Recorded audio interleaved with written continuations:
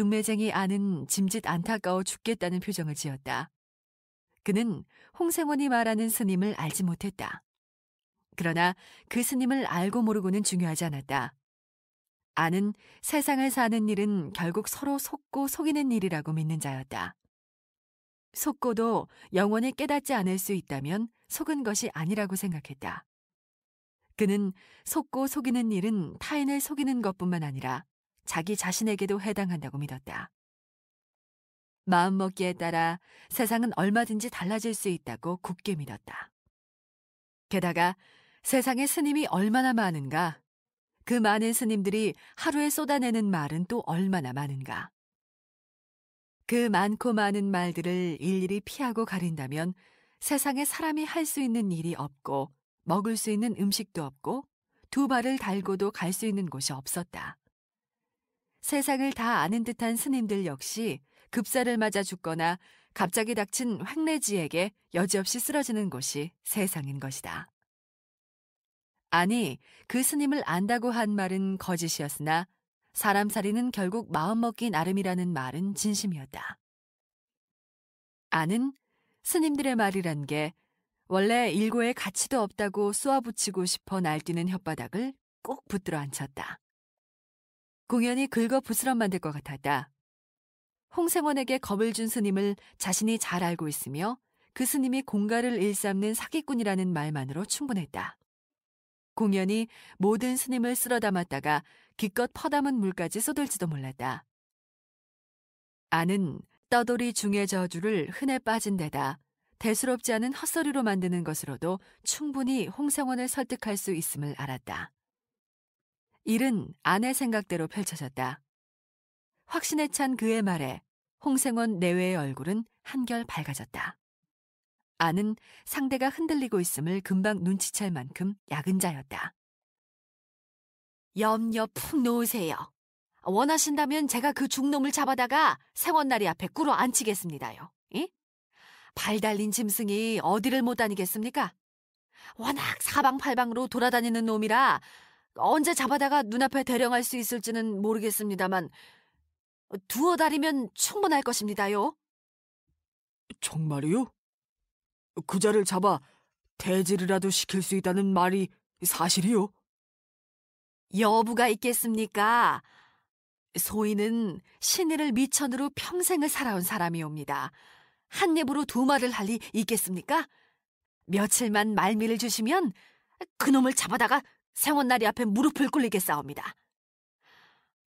허나 안동에서는 하루가 급하다고 이렇듯 난리시니 언제 그 중놈 잡아다가 대질하고 정혼을 맺을 수 있을런지 안동 안방 마님이 병환 중이라 하루라도 속히 혼례를 올려야 한다고 성화인지라.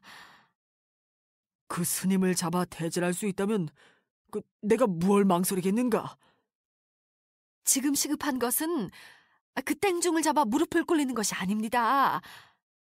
우선 혼례를 올린 연후에 그자를 천천히 잡아들여도 늦지 않을 것입니다. 그렇다면 옆집 일꾼 종리가 빠져 죽은 건 왜 그런 것 같소? 그 말이 모조리 허튼 소리라면 멀쩡한 종리가 어째서 물에 빠져 죽었다는 것이오? 아무리 생각해도 그 스님은 허튼 소리는 하는 것 같지 않았소. 행색이 초라하기는 했지만 말이나 행동거지가 진중했지요. 게다가 종리가 빠져 죽었으니. 홍생원은 여전히 걱정스러운 얼굴이었다. 그러나 이전처럼 어둠이 가득한 낯빛은 아니었다. 오히려 가슴에 남은 모든 응어리를 없애고 새로운 확신으로 채우려는 듯 희망에 찬 표정이었다. 중매쟁이 아는 홍생원의 낯빛을 훤히 읽고 있었다. 아는 짐짓 여유를 부리며 활짝 웃었다. 까마귀 날자 배 떨어지는 꼴 입지요. 옛말 하나도 그런 게 없습니다. 그러고 보니 10수년 전에 그 땡초가 누가 물에 빠져 죽었는데 고소해 죽겠다고 하더니 그게 바로 생원나리댁 사연이었군요. 이제야 생각이 납니다. 오래전에 그놈이 주막에 앉아 씨부렁대던 말이 이제야 생각납니다. 아유, 세상 참. 그게 바로 생원나리댁 사연이었다는 말씀입니까? 아이고 참, 그 중놈이 장난삼아 새치 혓바닥을 놀려 한 집안을 이토록 풍비박산을 내고 말았군요. 내가 요 처죽일 놈을 아주 요절을 내야지. 이 혼사가 되든 안 되든 내 그놈을 잡으면 아주 요절을 낼 작정입니다. 세상에, 이런 극악무도한 짓을 하고 돌아다니는 놈을 안 그냥 둘 수야 없지요. 그참, 급사를 맞아 되져도 시원치 않을 놈이 아니옵니까? 예? 공갈을 쳐도 유분수지. 내 이놈을 잡으면 요절을 내버릴 작정입니다, 아주. 낯빛은 훨씬 밝아졌지만 홍생원은 망설였다. 홍생원 내외가 서로 얼굴을 마주보며 상대의 생각을 읽으려 애쓰는 모양을 본 중매쟁이 아는 특유의 재치와 입담을 곁들여가며 홍생원의 마음을 흔들었다. 아는 당시 유행하던 700리 낙동강가의 곡조에 시집 못 간 노처녀 이야기를 붙였다. 700리 낙동강가는 낙동강을 오르내리며 내륙으로 소금과 생선을 나르는 뱃사공들의 노래로 시작부터 끝까지 흥겹고 유쾌한 곡조였다. 거기에 시집 못 간 노처녀의 유쾌한 이야기를 곁들이니 흥이 절로 났다. 강원도 양구에 30이 넘도록 시집 못 간 노처녀가 있었다. 나이도 나이지만 이 처녀가 시집을 못 간 데는 다른 이유가 있었다.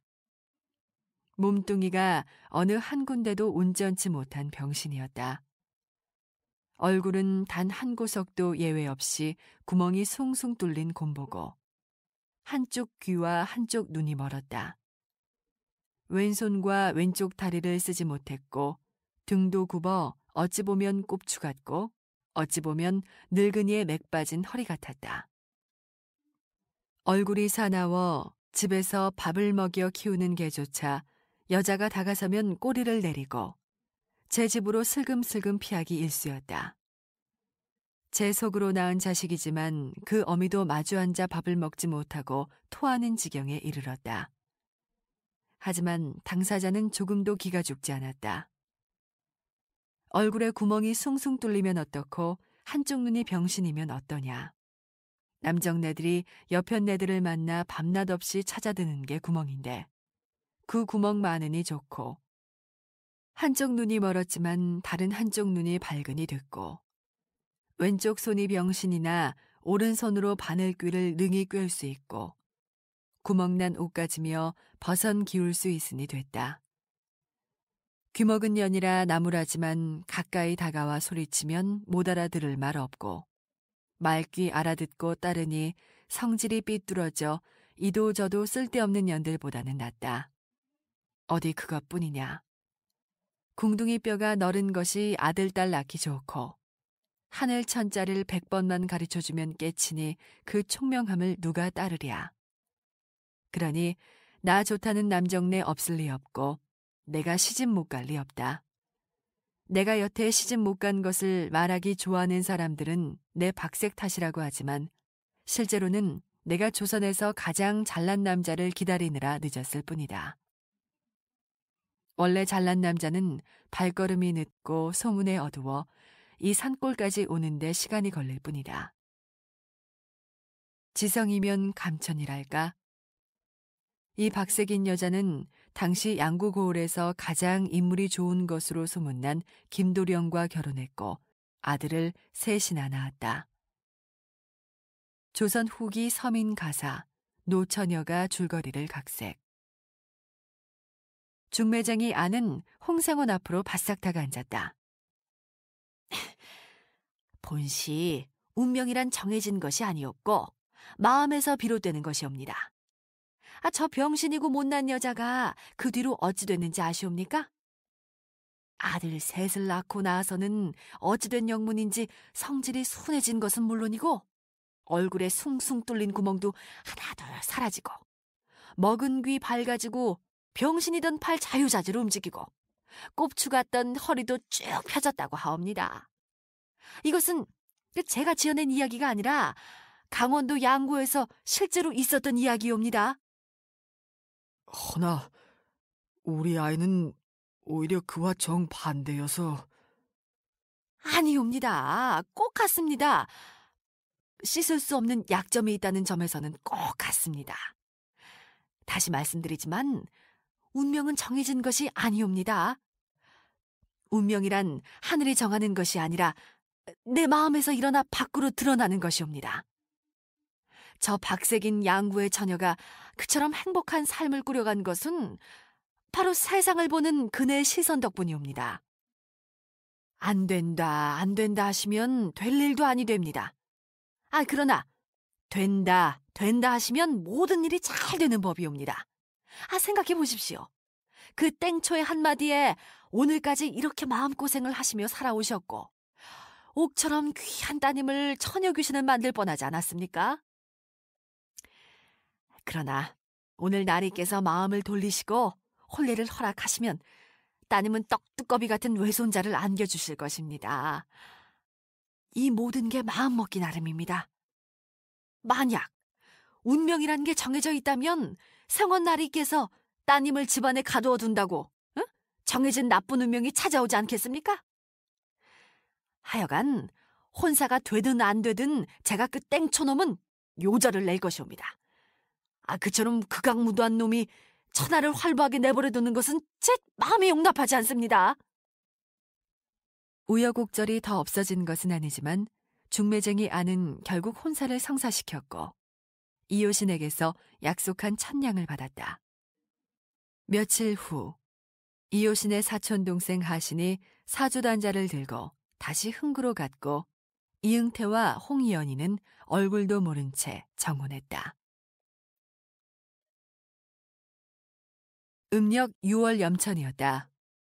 아침에 규례정을 나설 때부터 화살처럼 뜨거운 햇볕이 등과 목덜미로 쏟아지고 있었다. 응태는 한두 살 터울로 함께 자란 마을의 벗, 종태, 정재, 기성과 막종이, 칠복이 등 아랫사람들과 사냥을 나섰다. 특별히 어떤 짐승을 잡겠다고 정한 것은 아니었다. 그는 다만 1월산 어디쯤으로 나가보면 어떠냐고 친구들을 재촉했다. 6월엔 산이나 들로 사냥 나가기엔 적합하지 않았다. 오히려 냇가에 전을 펴고 천렵을 하거나 개나 한 마리 잡아 걸어놓고 종일 뜯으며 탁족이나 하면 좋을 날씨였다. 그러나 응태는 궁금했다. 며칠 전 아버지에게서 흥고의 홍씨 집안과 정혼했다는 이야기를 들었다. 작은아버지께 여쭈었더니 여자는 진보현 흥고에 사는 진주 홍씨 교수라고 했다.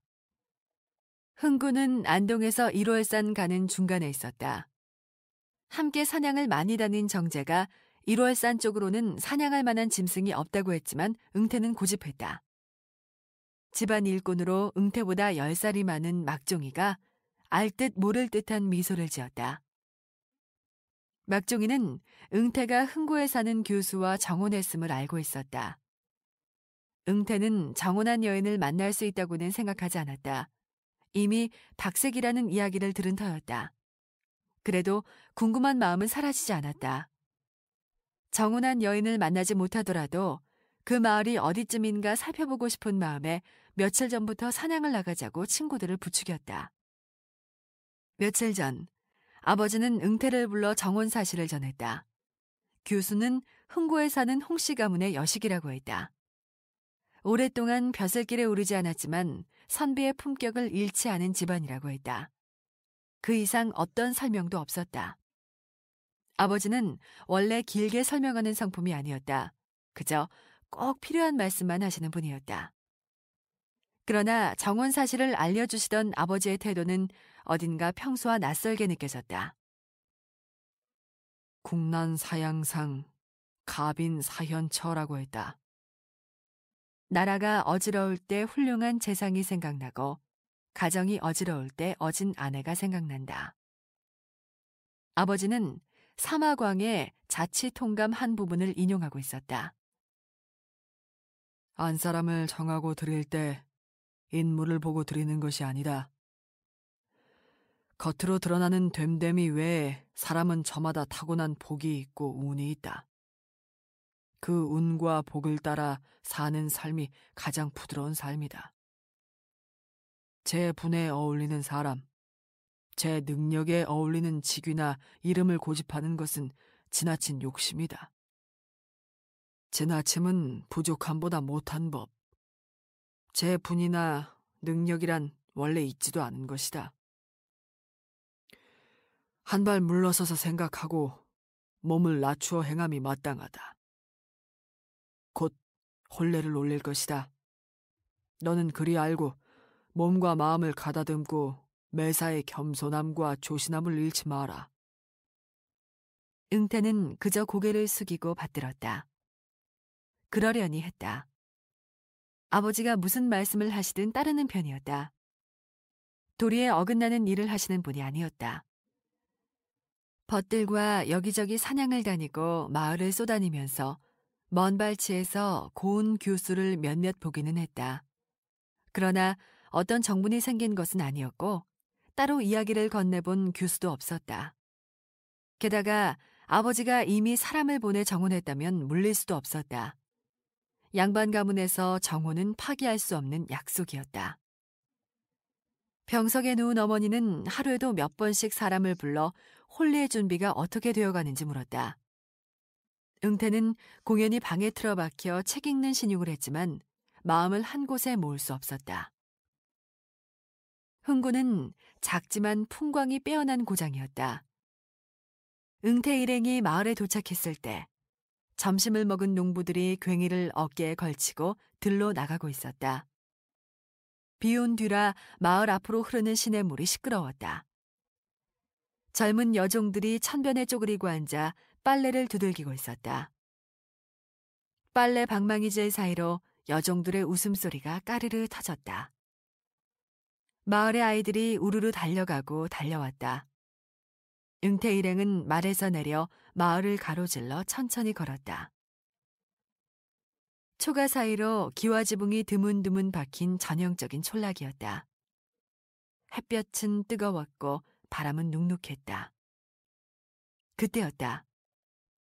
돌담 너머로 고개를 내민 소화의 붉은 꽃잎을 먼저 보았을까?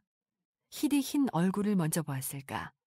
아니면 검고 큰 눈과 마주친 것이 먼저였을까? 그것도 아니면 오칠을 한 듯 검은 머리카락을 먼저 보았을까? 이도 저도 아니면 시들지 않고 송이째 떨어져 땅바닥에 뒹구는 소화 꽃송이를 본 것이 먼저였나. 응태는 어디에도 눈을 고정하지 못했다. 응태는 난감하고 아찔한 마음이 되어 저도 모르게 고개를 숙였다. 그리고 다시 고개를 들었을 땐 담 너머의 아름다운 여인은 보이지 않았다. 여인은 사라지고 없었지만 응태의 눈에는 반짝이는 큰 눈과 희고 뚜렷한 이목구비의 여인이 생생하게 남아있었다. 응태는 저도 모르게 고사틀 따라 걸어 사립 앞으로 향했다. 반쯤 열린 사립 안에는 좁지만 잘 다듬어 놓은 뜰이 보였다. 좀 전에 담 너머로 본 교수가 초당으로 들어가고 있었다. 응태의 눈이 여인을 쫓아 초당으로 향했다. 교수는 금세 사라지고 응태는 빈 뜰을 흐릿해진 눈으로 보았다. 그는 한참을 멍하게 서 있다가 천천히 고사틀 걸어 나왔다. 소화꽃이 만발한 담 아래로 걸어왔을 때 문득 바람이 일어났고 꽃 한 송이가 툭 소리와 함께 떨어졌다. 응태는 허리를 굽혀 꽃을 주었다. 시들지도 않고 생생한 그대로 떨어진 꽃이었다. 친구들 집에는 한두 그루씩 담에 기대에 자라고 있었지만 응태의 집에는 소화꽃이 없었다. 벗들의 집에서 몇 번 보았지만 소화꽃이 이처럼 아름답다는 생각을 여태 해본 적은 없었다. 응태는 손에 든 소화를 코에 대고 향기를 맡았다. 새큼하고 달콤한 냄새가 났다. 응태는 그 향기를 깊이 들이마셨다. 친구 종태가 큰 소리로 말했다. 그 꽃차는 독이 있다네. 냄새를 맡으면 정신을 잃고 그 꽃 만진 손으로 눈을 비비면 실명한다네. 그런가? 이렇게 아름다운 꽃에 눈을 멀게 하는 독이 있다는 말인가? 그렇단 이야기지. 그렇지만 조심해서 나쁠 것이 없지. 공연히 화를 부리지 말고 버리게. 이렇게 고운 꽃에 독이 있다니. 그참.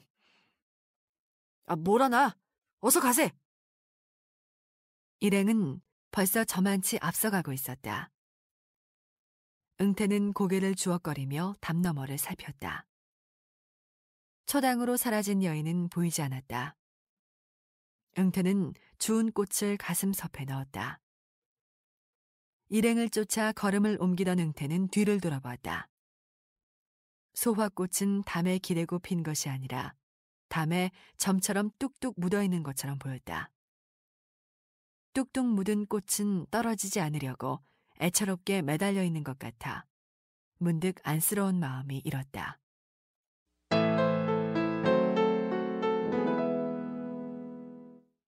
이효신은 마당에 선 채로 소화꽃을 들고 집으로 돌아온 응태를 크게 나무랐다. 사냥을 나간다더니 무슨 꽃놀이를 하고 온 것이냐고 고함쳤다. 아랫사람들이 여기저기 숨어 눈을 빠끔히 내고 지켜보았지만 개의치 않았다. 아들 응태는 영문을 모른 채 고개를 숙이고 대꾸가 없었다. 아들을 나무라는 고함소리 사이로 한숨과 혀차는 소리가 자주 끼어들었다. 그리고 요신은 낭패감과 분노가 뒤섞인 얼굴로 방문을 소리나게 닫고 들어가 곰방대에 불을 붙였다. 콧구멍으로 연기가 채 다 빠져나오기도 전에 연거푸 담배를 빨았다. 빨갛게 달아오른 곰방대가 식을 틈이 없었다. 어째서 하운 스님의 말씀이 하나도 틀리지 않는다는 말인가?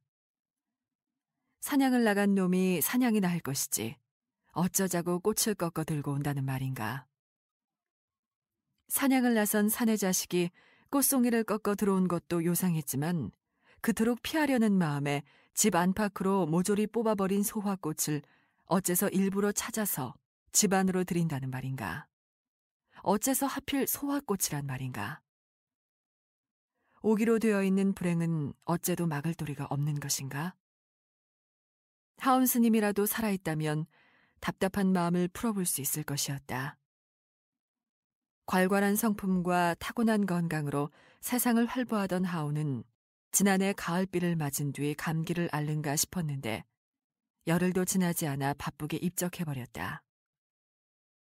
이효신은 서운하고 아쉬운 마음을 달래려 스스로 제문과 행장을 지었고 요즘도 조금씩 틈을 내 어록을 짓는 중이었다.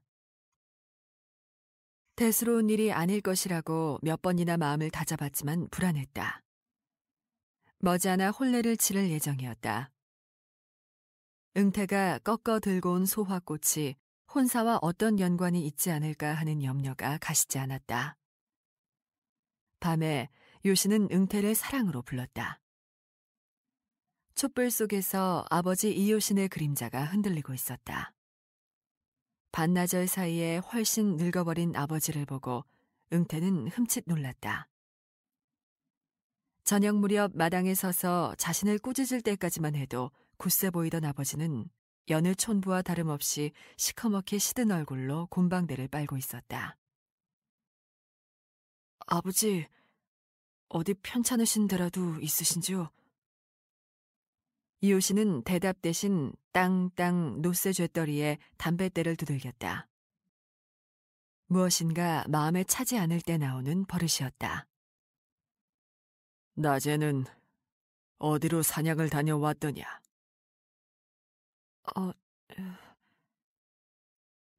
응태는 정혼한 여자가 사는 마을 근처로 사냥 나갔다는 말씀을 드릴 수 없었다.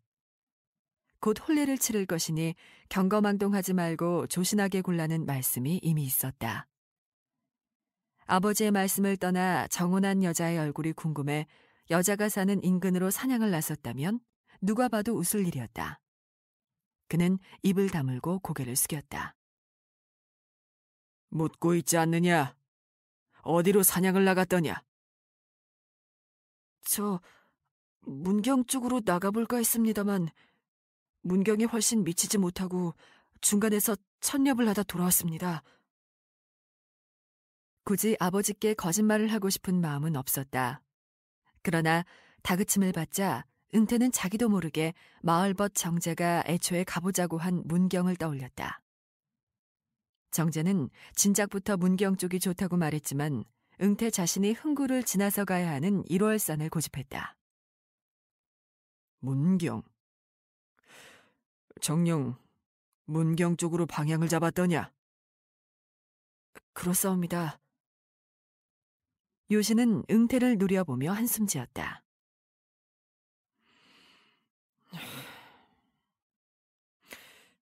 그 요망한 꽃은 내다 버렸느냐? 예. 이요신은 아들을 물린 뒤 아들 응태를 따라 함께 사냥에 나갔던 일꾼 막종을 사랑방 앞으로 불렀다. 곧 그는 아들이 문경이 아니라 흥구로 사냥을 나갔음을 알게 되었다. 흥구라면 정혼한 사돈 집안이 있는 동네였다. 응태가 문경 쪽으로 사냥을 다녀왔다고 했을 때 그는 그나마 다행이라고 생각했다.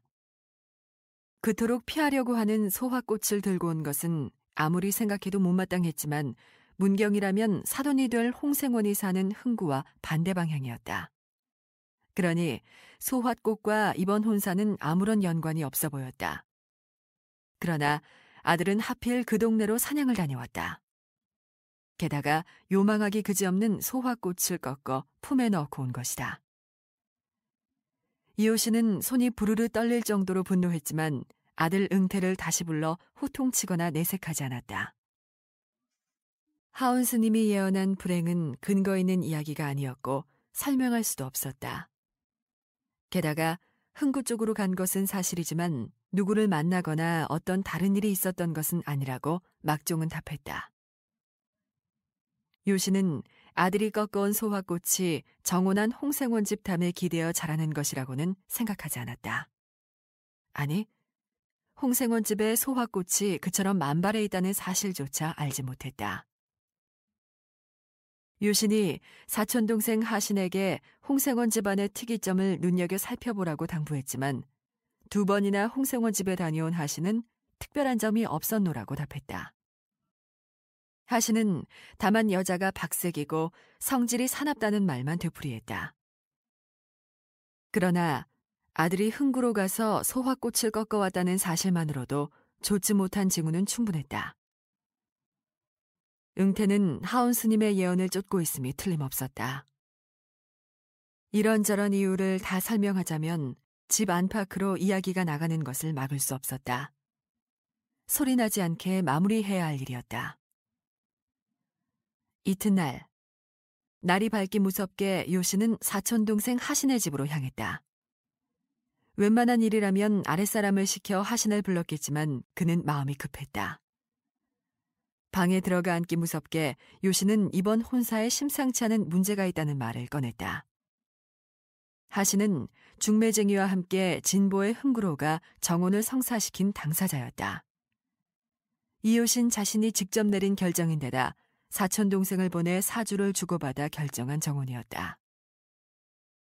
신부 측에 특별한 흠이 없는 상황에서 정혼을 깨는 것은 부담이 컸다. 그러나 요시는 틀림없이 무엇인가 잘못되고 있다는 마음을 떨칠 수 없었다.